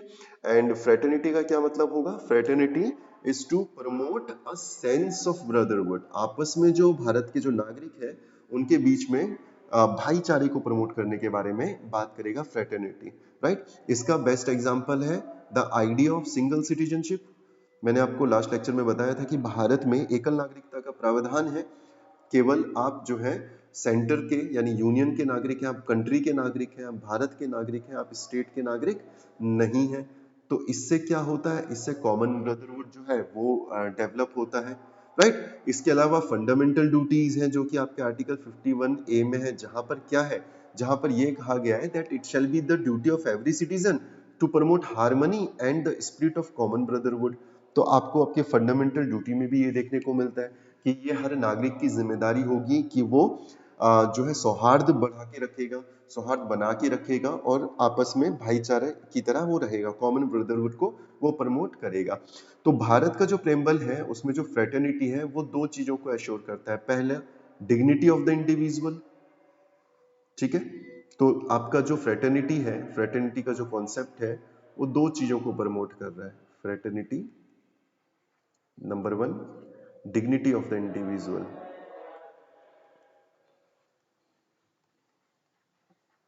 अब ठीक हो रही है राइटिंग, नहीं? और number two, unity and integrity of the nation, ठीक है। सो फ्रेटर्निटी जो है वो दो चीजों को प्रमोट कर रहा है, डिग्निटी ऑफ द इंडिविजुअल और unity and integrity of the nation, ठीक। और इंटीग्रिटी जो शब्द है, फोकस करिएगा, इंटीग्रिटी जो शब्द है ये प्रेम्बल में जोड़ा गया था 42nd constitutional amendment act of 1976 के द्वारा। तो तीन शब्द जोड़े गए थे, आपको याद हो, सेक्युलर, सोशलिस्टिक और तीसरा है इंटीग्रिटी। तो इन तीन शब्दों को जोड़ा गया था second constitutional amendment act of 1976, right. आगे बढ़ते हैं। तो अगर हम बात करें के एम मुंशी की, के एम मुंशी कौन थे? ड्राफ्टिंग जो कमेटी थी उसके काफी इंपॉर्टेंट मेंबर थे और इनका ये कहना था that dignity of the individual क्या दिखाता है? ये दिखाता है कि भारत का जो कॉन्स्टिट्यूशन है, it is not only ensuring material betterment, right, and maintain a democratic setup, but it is also recognizing the personality of every individual is sacred। तो ये केवल और केवल जो है बेटरमेंट ऑफ द सोसाइटी के बारे में बात नहीं करता है, मेटेरियलिस्टिक बेटरमेंट के बारे में बात नहीं करता है, केवल डेमोक्रेटिक सेटअप के बारे में बात नहीं करता है, बल्कि ये इंडिविजुअल पर्सनैलिटीज के बारे में बात करता है। प्रमोशन ऑफ इंडिविजुअल पर्सनैलिटी के बारे में बात करता है, राइट। सो इसका एक और एग्जांपल आपको देखने को मिलता है आर्टिकल 51A में, जो आपकी फंडामेंटल ड्यूटीज हैं। उन फंडामेंटल ड्यूटीज में से एक फंडामेंटल ड्यूटी ये भी है that it shall be the responsibility of the citizen to protect the dignity of women. ठीक है, कोई भी ऐसी प्रैक्टिसेस जो कि महिलाओं के सम्मान के लिए डेरोगेटरी है, उनको आपको क्या करना है, उनको आपको छोड़ना है, उनको आपको प्रैक्टिस नहीं करना। This will be your fundamental duty. ठीक है, सो ये आपके लिए इंपॉर्टेंट हो जाता है, राइट। जब हम unity and integrity of the nation के बारे में बात करेंगे तो इसके भी आपके डायमेंशंस दो हैं। पहला डायमेंशन है आपका साइकोलॉजिकल डायमेंशन, कि हमको मानसिक तौर पर भी एक दूसरे से जुड़े रहना है, और दूसरा है आपका टेरिटोरियल डायमेंशन, कि हमको भौगोलिक तौर पर भी एक दूसरे से जुड़े रहना है। सिग्निफिकेंस ऑफ प्रेम्बल की हम बात करें तो आपका जो प्रेम्बल है वो क्या दिखाता है, it shows, it reflect the basic philosophy and fundamental values. ठीक है, आपके संविधान की बेसिक फिलोसफी क्या है ये आपका प्रेम्बल दिखाता है, आपकी वैल्यूज क्या है, फंडामेंटल वैल्यूज क्या है वो दिखाता है, आपकी political values, moral values, right. तो इन सारी चीजों को दर्शाता है आपका प्रेम्बल। ठीक, वेरी इंपॉर्टेंट। उसके बाद एक इंपॉर्टेंट स्टेटमेंट दिया गया है, किसके द्वारा दिया गया है, in the words of sir Alladi Krishnaswami Iyer. क्या बोले, इन्होंने बोला that the preamble to our constitution expresses what we had ought to dreamed so long. यानी कॉन्स्टिट्यूशन ये दर्शाता है कि हम इतने वक्त से भारत को जो बनाना चाहते थे, अपने देश को जो बनाना चाहते थे, जो हमारे एस्पिरेशंस थे, जो हमारे एम्बिशंस थे, preamble is the reflection of those dreams. ठीक है, K M Munshi, very important again. तो के एम मुंशी साहब ने क्या बोला, उन्होंने कहा that it is the horoscope of a sovereign democratic republic. Preamble क्या है, प्रेम्बल हॉरोस्कोप है आपकी सोवरेन डेमोक्रेटिक रिपब्लिक का, वेरी इंपॉर्टेंट, राइट। ठीक, अर्नेस्ट बर्कर के हिसाब से जो प्रेम्बल है, this is key note to our constitution. भारत के कॉन्स्टिट्यूशन का की नोट है प्रेम्बल। हिदायतुल्लाह साहब ने क्या बोला, इन्होंने बोला that it resembles the declaration of independence of the United states. Not that important, इतना इंपॉर्टेंट नहीं है। वेरी इंपॉर्टेंट, ये वाला पार्ट काफी ज्यादा इंपॉर्टेंट हो जाता है आपका, कि क्या प्रेम्बल आपके कॉन्स्टिट्यूशन का हिस्सा है या कॉन्स्टिट्यूशन का हिस्सा नहीं है। तो सबसे पहले 1960 में केस आता है, बैरूबरी केस 1960। और बैरूबरी केस में क्या जजमेंट आता है, सुप्रीम कोर्ट का जजमेंट ये आता है that however the preamble shows the general purpose behind the several provisions in the constitution. यानी कि ये बात सही है कि जो प्रेम्बल है वो आपके कॉन्स्टिट्यूशन के पर्पस को रिफ्लेक्ट करता है, उसके उद्देश्य को बताता है, राइट। लेकिन उनका ये कहना था कि डिस्पाइट शोइंग और डिस्पाइट रिफ्लेक्टिंग द फीचर्स और द फंडामेंटल्स और the objective and the purposes of the Indian constitution, preamble is not the part of the constitution. सब कुछ मान लिया उन्होंने कि प्रेम्बल जो है वो सब कुछ करेगा। प्रेम्बल जो है आपके कॉन्स्टिट्यूशन का रिफ्लेक्शन भी है, मिरर भी है, ये फंडामेंटल्स भी दर्शाता है, लेकिन it is not the part of your Indian constitution. भारत के कॉन्स्टिट्यूशन का हिस्सा नहीं है, कॉन्स्टिट्यूशन से अलग है, राइट।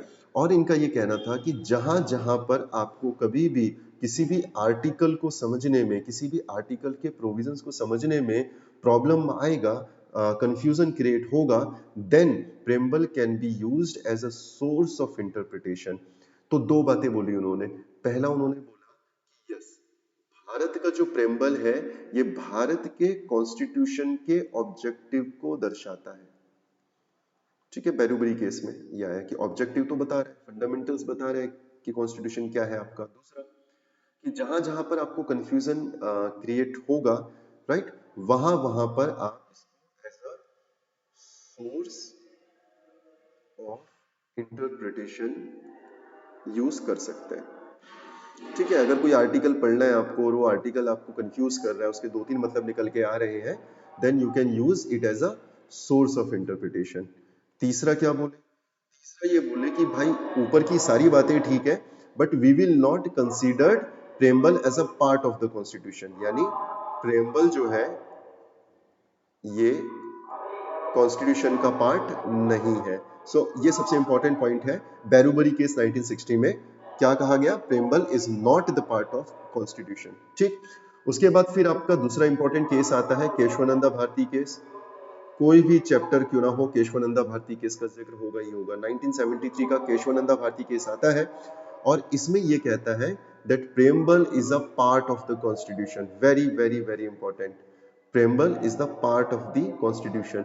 तो बैरूबरी केस में बोला कि preamble is not the part of constitution, और केशवानंदा भारती केस में बोला कि preamble is the part of the constitution. और इसी की सीरीज में एक केस आता है LIC, और LIC केस में क्या बोलता है? That preamble is an integral part of Indian constitution. तो अगर कोई आज की स्थिति आपसे पूछे, प्रेजेंटली आपसे कोई पूछे, तो यस, प्रेम्बल जो है is the part of Indian constitution. भारत के कॉन्स्टिट्यूशन का पार्ट है आपका प्रेम्बल। ये प्रेजेंट डे सिचुएशन है, आज आपकी ये सिचुएशन है। 3 केस है इसमें। बैरूबरी केस सबसे पहले 1960 में आता है, और 1960 में बैरूबरी केस बोलता है कि प्रेम्बल पार्ट नहीं है कॉन्स्टिट्यूशन का। उसके बाद आता है केशवानंदा भारती केस। केशवानंदा भारती केस बोलता है कि बिल्कुल प्रेम्बल पार्ट है कॉन्स्टिट्यूशन का। फिर तीसरे नंबर पर आता है आपका 1995 में LIC ऑफ इंडिया केस, और यहाँ पे बोलता है preamble is an integral part of the Indian constitution. ठीक है, सो this is the current opinion. ये आपका करंट ओपिनियन है that preamble is the part of Indian constitution. ये लिखा है आपके लक्ष्मीकांत 6th एडिशन में। ठीक है, लेकिन 2 चीजें आपको याद रखनी है जो कि यूपीएससी में पूछी जा चुकी हैं। पहली बात आपको ये याद रखनी है that preamble is neither a source of power to legislature nor a prohibition upon the powers of legislature. यानी प्रेम्बल में जो बातें लिखी गई हैं वो बातें सोर्स ऑफ पावर नहीं है। ठीक है, यानी जो लेजिस्लेचर है आपका, वो वहां से किसी भी तरह की पावर नहीं ले सकता। Source of legislature, source of power to legislature नहीं है। ठीक है, सोर्स ऑफ पावर जो है टू लेजिस्लेचर नहीं है। आपको ये याद रखना है, वेरी इंपॉर्टेंट। लेजिस्लेचर क्या होता है? लोकसभा होता है प्लस राज्यसभा होता है प्लस प्रेसिडेंट होता है जब हम यूनियन की बात करें। जब हम स्टेट की बात करें तो स्टेट में आपका स्टेट लेजिस्लेटिव असेंबली होगा। ठीक है, लेजिस्लेटिव काउंसिल होगा इन केस अगर वो होगा। 6 राज्य हैं जहां पर लेजिस्लेटिव काउंसिल है, और प्लस आपका गवर्नर होता है। तो ये जो आपका लेजिस्लेचर है ना, ये प्रेम्बल से कुछ उठा नहीं सकता। सोर्स ऑफ पावर नहीं है प्रेम्बल इनके लिए, और ना ही इनके ऊपर किसी तरह की रोक लगाई जा सकती है प्रेम्बल को आधार बनाकर। राइट, दूसरा very important, it is non justiciable. तो इसका मतलब प्रेम्बल में लिखी बातों का अगर पालन नहीं होता है तो आप कोर्ट में नहीं जा सकते, बिकॉज ये आपका क्या है? ये नॉन जस्टिसेबल है। तो वेरी इंपॉर्टेंट, फिर से रिवाइज कर लेते हैं क्या क्या जस्टिसेबल था।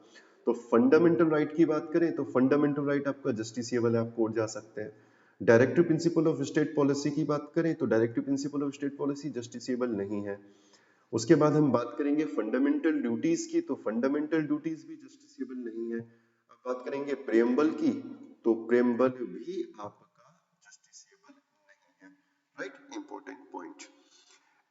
अमेनेबिलिटी ऑफ प्रेम्बल का मतलब है कि क्या आप इसको अमेंड कर सकते हो या नहीं कर सकते। क्या कॉन्स्टिट्यूशन को, क्या प्रेम्बल को अमेंडमेंट किया जा सकता है या फिर नहीं किया जा सकता। ठीक है, यानी क्या 368 जो है, आर्टिकल 368 है, क्या वो प्रेम्बल के ऊपर इंप्लीमेंट होगा। तो केशवानंदा भारती केस में, यानी 1973 का जो केशवानंदा भारती केस था, उसके सामने ये सवाल था कि क्या प्रेम्बल को अमेंड किया जा सकता है या फिर इसे अमेंड नहीं किया जा सकता। ठीक है, तो समझो आप बैरूबरी केस में क्या हुआ था। बैरूबरी केस में बोला गया था, या फिर हम बात करें आपके केशवानंदा भारती केस की, तो सबसे पहले बैरूबरी केस में क्या बोला? बैरूबरी केस में बोला कि क्योंकि आपका जो है preamble is not the part of Indian constitution, इसका मतलब ये कि आप क्या कर सकते हैं? आप इसमें अमेंडमेंट कर सकते हैं। ठीक है, क्योंकि ये आपके कॉन्स्टिट्यूशन का पार्ट नहीं है, और क्योंकि ये कॉन्स्टिट्यूशन का पार्ट नहीं है तो आप क्या कर सकते हैं? इसको अमेंड कर सकते हैं। लेकिन केशवानंद भारती केस में क्या आया? केशवानंद भारती केस में बोला कि ये आपके प्रेम्बल का पार्ट है, प्रेम्बल जो है कॉन्स्टिट्यूशन का पार्ट है। अब क्योंकि प्रेम्बल कॉन्स्टिट्यूशन का पार्ट है तो कॉन्स्टिट्यूशन में अमेंडमेंट हो सकते हैं, बिल्कुल हो सकते हैं। तो इसका मतलब प्रेम्बल में भी अमेंडमेंट हो सकते हैं। इसका मतलब आर्टिकल 368 का इस्तेमाल करके, कॉन्स्टिट्यूशनल अमेंडमेंट करके प्रेम्बल को भी चेंज किया जा सकता है। बट वेरी इंपॉर्टेंट, जो हमने पहले भी पढ़ा है कि केशवानंद भारती केस में डॉक्ट्रिन ऑफ बेसिक स्ट्रक्चर आता है कि you can use article 368 for constitutional amendment but you can not change the basic features of Indian constitution. और बेसिक फीचर्स को अगर आपने चेंज किया तो वो नल एंड वाइड माना जाएगा, राइट। तो केशवानंद भारती केस में जब कहा गया कि प्रेमबल को अमेंड किया जा सकता है तो किया जाता है। और 42nd कॉन्स्टिट्यूशनल अमेंडमेंट एक्ट में आप देखते हैं 3 नए शब्द जोड़ दिए जाते हैं, सोशलिस्ट, सेक्युलर एंड इंटीग्रिटी। और इसका मतलब प्रेमबल को अमेंड किया जाता है, जा सकता है। और अभी तक एक बार इसे अमेंडमेंट इसमें देखने को आपको मिला है। So with this thank you so much for listening to this video। और आई रियली होप कि आपको ये टॉपिक समझ में आया हो। काफ़ी ज़्यादा डीप में मैं सारे टॉपिक्स को कवर कर रहा हूँ सो दैट इसके अलावा आपको किसी भी और सोर्स की ज़रूरत ना हो। एज इट इज़ लक्ष्मीकांत का जो 6th एडिशन है वो मैं आपको पढ़ा रहा हूँ, उसके स्क्रीनशॉट के थ्रू पढ़ा रहा हूँ, एक्स्ट्रा नोट्स इधर उधर के मैं लेके आ रहा हूँ और जो भी थोड़ा बहुत खुद पढ़ा है वो मैं आपको समझाने की कोशिश कर रहा हूँ। It will take a bit of time, time consuming process है। आपको काफ़ी धैर्य के साथ बैठना है, आपको काफ़ी पेशेंस के साथ बैठना है और अपने नोट्स तैयार करने हैं, right. So keep doing the hard work. कोई भी क्वेश्चन अगर आपको पूछना है तो आप मुझसे कांटेक्ट कर सकते हैं, नीचे कमेंट बॉक्स में आप क्वेश्चन टाइप कर सकते हैं। एंड जो क्वेश्चंस मैंने आपको दिए हैं आई एम होपिंग कि आप कमेंट बॉक्स में डेफिनेटली उनके आंसर्स लिखेंगे और अपने नोट्स तैयार करेंगे। So on this note, thank you so much, God bless you.